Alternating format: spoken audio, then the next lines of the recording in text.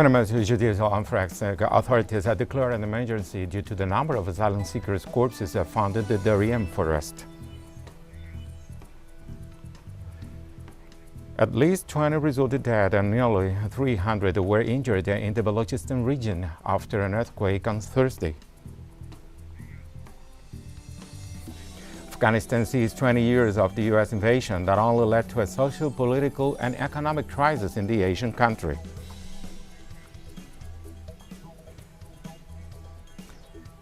From the headquarters of TeleSUR English in Havana, this is from the south. I am Ray Gomez. Panama's judicial and forensic authorities have declared an emergency due to the number of asylum seekers' corpses that are found in the Darien forest. The authorities are requesting international assistance for the creation of a humanitarian cemetery. The Legal Medicine and Forensic Institute has registered over 50 deaths in the Panamanian border zone. The only two morgues in the area are overwhelmed, as La Palma has a capacity for 8 bodies and Real for 2. Jose Vicente Pajar, director of the institute, believes that the number of corpses is only going to increase because a forecast of over 20,000 people will try to cross the dangerous jungle from Colombia. Panamanian authorities have reaffirmed that the northern border is experiencing a humanitarian crisis. Over 88,000 asylum seekers arrived in the territory, and different sources have registered violent attacks against them, as well as fatal accidents and diseases.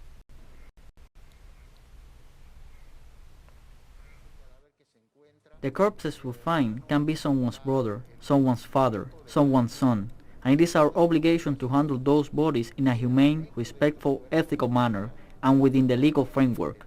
That is why, together with 6 CDR, we are working on the handling of corpses, the burial according to international standards and protocols. For the Institute of Forensic Medicine, our response capabilities have been overwhelmed. That is why we are going to propose the support we require with forensic experts with the help in the design of a humanitarian cemetery in order to give Christian burial to all these people. Mexico sent another plane load of Haitian refugees back to their homeland on a flight carrying 129 people to Port-au-Prince. Unlike the first repatriation flight in late September, Mexico did not specify that all those aboard the flight were returned voluntarily, and some appear to have been escorted up to steps to the plane by immigration agents. The flight took off from Tapachula, the city near the Guatemalan border, where thousands of Haitians await for their asylum or refugee claims to be processed. Also in September, some 15,000 people, mostly Haitian, appeared at the Mexico-United States border. U.S. authorities spent a week clearing the camp in Del Rio, Texas, deporting some directly to Haiti and releasing others into the U.S. with the expectation that they would appear before immigration officials at a later date.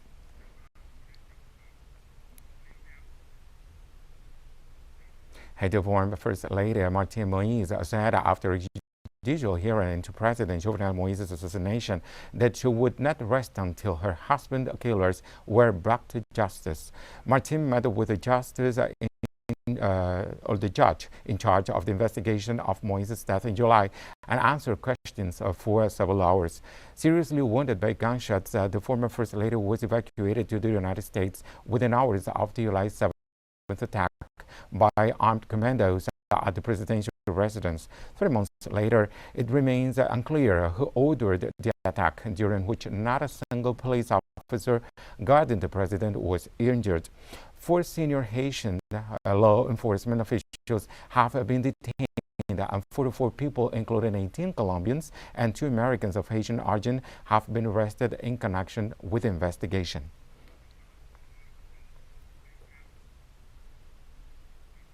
Protesting indigenous people from eastern towns of Bolivia denounced on Wednesday that their leaders have locked them in the Coliseum of the University Gabriel René Moreno in Santa Cruz. Some 28 people were supposed to return to their homes. However, only 2 managed to leave. Citizens say that they do not know what demands of the leaders are and that they feel deceived by them. What are the demands of the leaders? There are none. We do not know them. First they told us that we had to fight for our rights, for our territory. But I say that it is not like that. It is pure politics that they are managing. Mostly people from Camacho show. The demonstrators arrived last week from Bani after marching for more than 3 days. The government tried to tackle with them on 8 occasions, but the representatives rejected the talks for different reasons. Given this situation, the demonstrators demand their leaders to hold talks with the government and let them go home. We have to wait for the government. But how can we wait if they don't want to talk? The three leaders, Marcial, Justiniano, they don't want to talk with the government. The Pueblo Group on Thursday spoke out against the tax evasion practices by presidents and former mandatories of the region exposed after the Pandora Papers scandal. In a statement, the Political and Academic Forum stated its support for tax equity and transparency in order to strengthen the state's rule in times where the COVID-19 pandemic affects every country worldwide. For the same reason, the Pueblo Group proposed the penalization of those who evaded taxes and rejected illegal and unethical practices. Its members also pointed out that the money in its taxes belong to those who are socially and economically marginalized. The statement was signed by several members of the forum, including former presidents Dilma Rousseff, Ernesto Samper, and Fernando Lugo.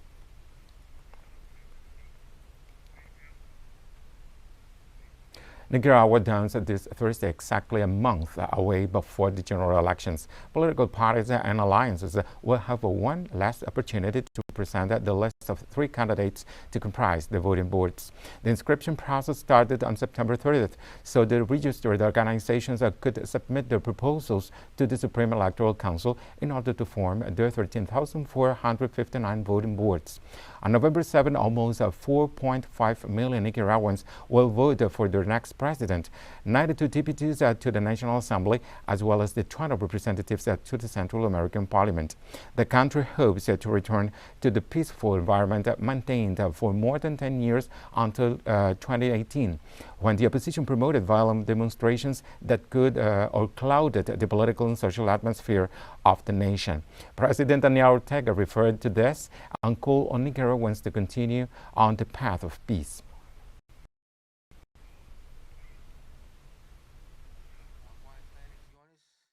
We are going to these elections in conditions of peace, but there are always those who from the outside are looking to infiltrate people to commit acts of terrorism.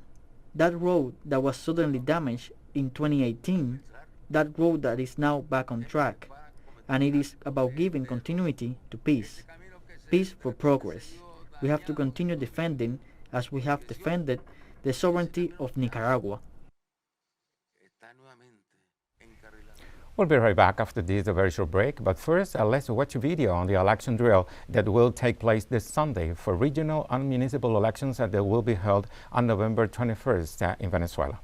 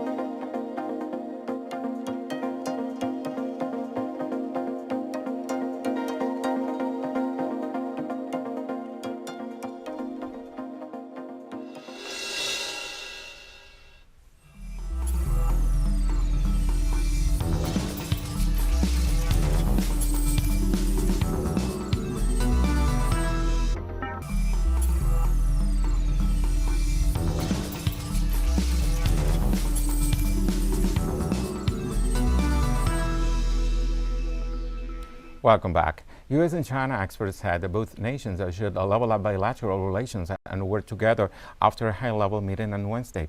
Yan Jieqi, a member of the Political Bureau of the Communist Party of China, met with U.S. National Security Advisor Jake Sullivan in Zurich. The two sides had a comprehensive and in-depth exchange of views in China-U.S. relations, as well as international and regional issues on common concern. The meeting was described as constructive and conducive of enhancing mutual understanding. The Chinese officials stressed China's solemn position on issues related to Taiwan, Hong Kong, Xinjiang, Tibet, and human rights, as well as maritime issues, urging the U.S.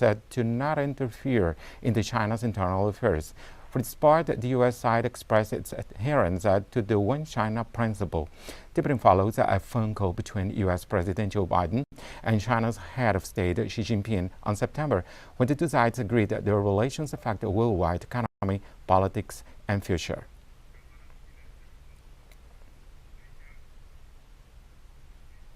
And we keep our focus in the United States, where a judge has temporarily blocked a new law in Texas that effectively bans women from having an abortion. District Judge Robert Pittman granted a request by the Biden administration to prevent an enforcement of the law while its legality is being challenged. Texan officials immediately appealed against the ruling, setting the stage for the further court battles. The law, which prohibits women in Texas from obtaining an abortion after 6 weeks of pregnancy, was drafted and approved by Republican politicians. Since the law went into effect, women have been unlawfully prevented from exercising control over their lives in ways that are protected by the Constitution. This is the first legal setback for Texas since the law was implemented.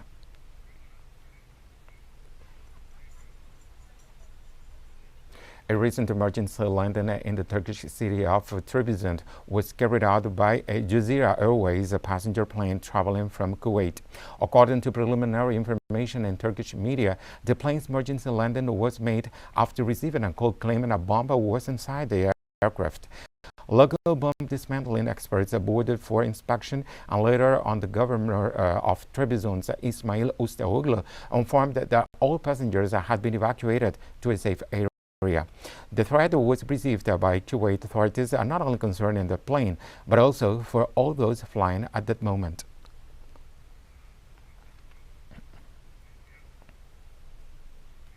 On Thursday, Tanzanian-born novelist Abdul Razak Gurnah, whose work touches on colonialism and refugee life, won the Nobel Prize in Literature. Gurnah, who grew up on the island of Zanzibar but came to England as a refugee at the end of the 1960s, was honored for his uncompromising and compassionate deep depiction of the effects of colonialism and the fate of refugees in the gulf between cultures and continents.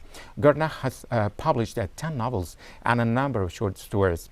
He is best known for his 1994 novel Paradise, set in colonial East Africa during the First World War, which was shortlisted for the Booker Prize for fiction. The theme of the refugees' disruption runs throughout his work. Born in 1948, Gurnah began writing as a 21-year-old in England. Although Swahili was his first language, English became his literary tool.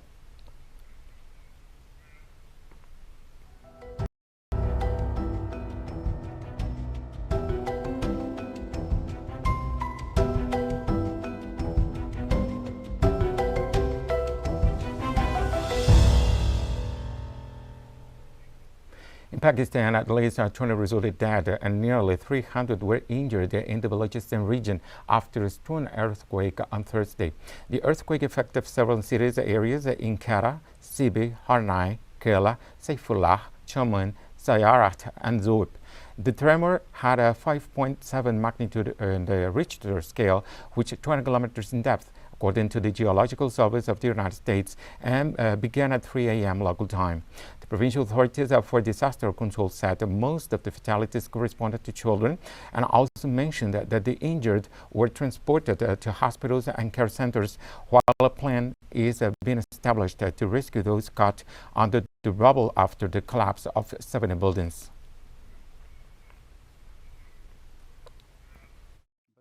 At 3 a.m., we felt a very strong jolt. We had experienced a jolt in 1997, but this one was very strong. As we ran to save our lives, some people fell. Our homes have suffered damage, and lives were also lost. You might be well aware of it. It was a strong earthquake. The jolt was very powerful. War-torn Yemen is now under a climate emergency as the rains resulting from the tropical storm Shaheen are flooding several parts of the nation. In Al-Mukalla, the capital city of Yemen's largest governorate, Ramaut, streets are flooded, and on top of the downpour there's a gusty wind. First storms have added to the woes of the war-torn country as tropical storm Shaheen also strikes parts of Oman and Iran. Yemen not only faces the terrible toll of war, but also famines and contagious diseases, as climate crisis leads to agricultural crisis and sanitary services disruption. On 2020, the spread of mosquitoes caused by heavy rains and floods in southern Yemen led to 35,000 people experiencing high fevers within 4 months.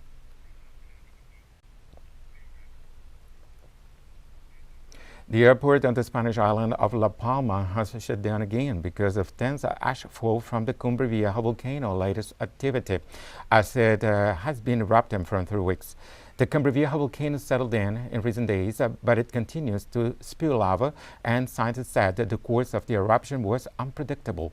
Also, volcanologists said the molten rock from the crater is now floating down a so-called lava tube beneath the hardened lava straight into the sea. If so, no lava could spread wider and cause more destruction. Earlier in the emergency, the lava forced the evacuation of over 6,000 people and destroyed over 600 houses.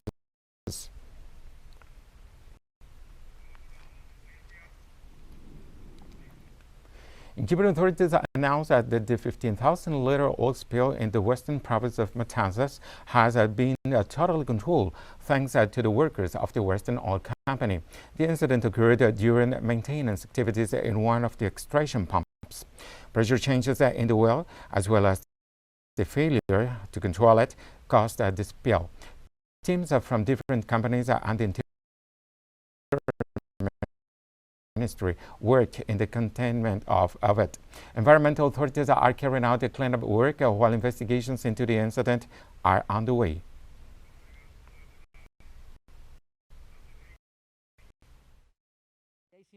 We have already made a containment, as you can see over there. The oil with water will not reach the sea, because the containment has already been made, and the oil spill is practically under control.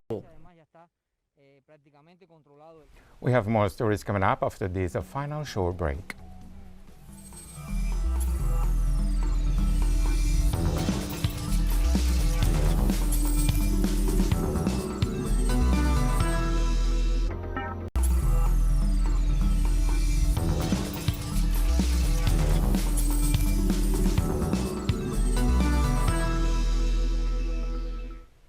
Welcome back. After the 20 years of the U.S. invasion in Afghanistan, which began on October 7, 2001, the wounds of that war are still open in the conscience of the White House officials who insist on the concept of imposing the U.S. establishment's notion of democracy by force, justifying the death of civilians and its own troops with a fundamentalism rooted in the Asian country for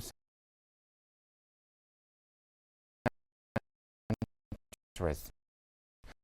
The numbers of the Biden administration indicate that 2,455 U.S. nationals died in the Afghan war, including 13 soldiers who were victims of the ISIS bombing in the Khorasan province, brought in Kabul airport on August 26th.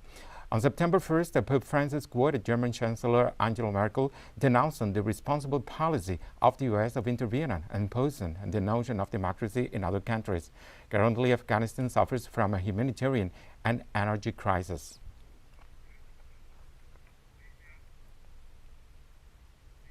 The Palestinian government has condemned the decision of an Israeli court that allows Jews to pray in the mosque esplanade of East Jerusalem and assured a declaration of war against the Muslims.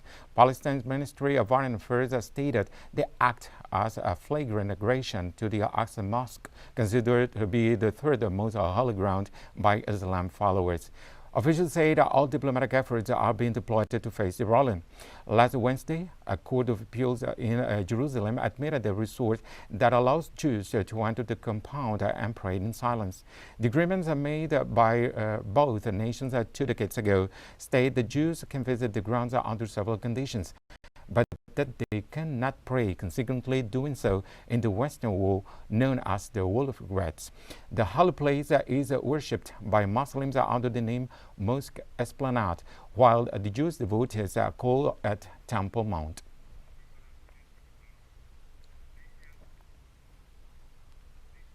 Iranian Foreign Minister Hossein Amir-Abdollahian met Lebanese President Michel Aoun in Beirut to discuss bilateral relations.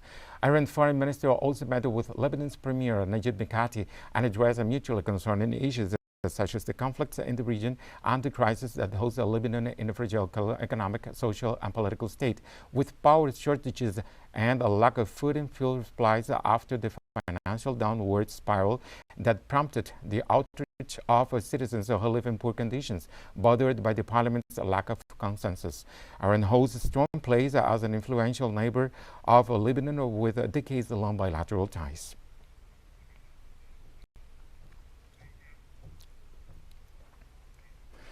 UN Secretary General Antonio Guterres urged the Ethiopian government at an Emergency Security Council meeting to allow unrestricted movement of desperately needed food, cash, communications equipment, and humanitarian supplies.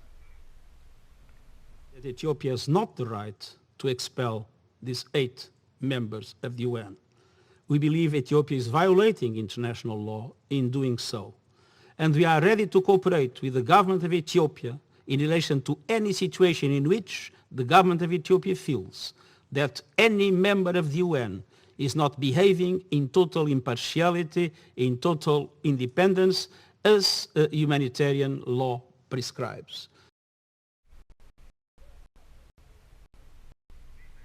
The electoral race in Philippines goes tougher. Current Vice President and opposition leader Elena Robredo said Thursday she will run for the presidency, standing as Rodrigo Duterte's nominee main rival. Robredo has been under pressure from supporters and opposition groups to join the 2022 presidential race, but she has been well behind the front runners in opinion polls. Her decision comes after Ferdinand Marcos Jr., son and namesake of the country's former dictator, said Tuesday he would run for the top job, and Duterte himself withdrew from the race. Robredo quit Duterte's cabinet less than 6 months after he was sworn in, after a presidential aide told her she had been barred from its meetings. Robredo also has been a harsh critic of Duterte's drug war, which is being investigated by the International Criminal Court as possible crime against humanity.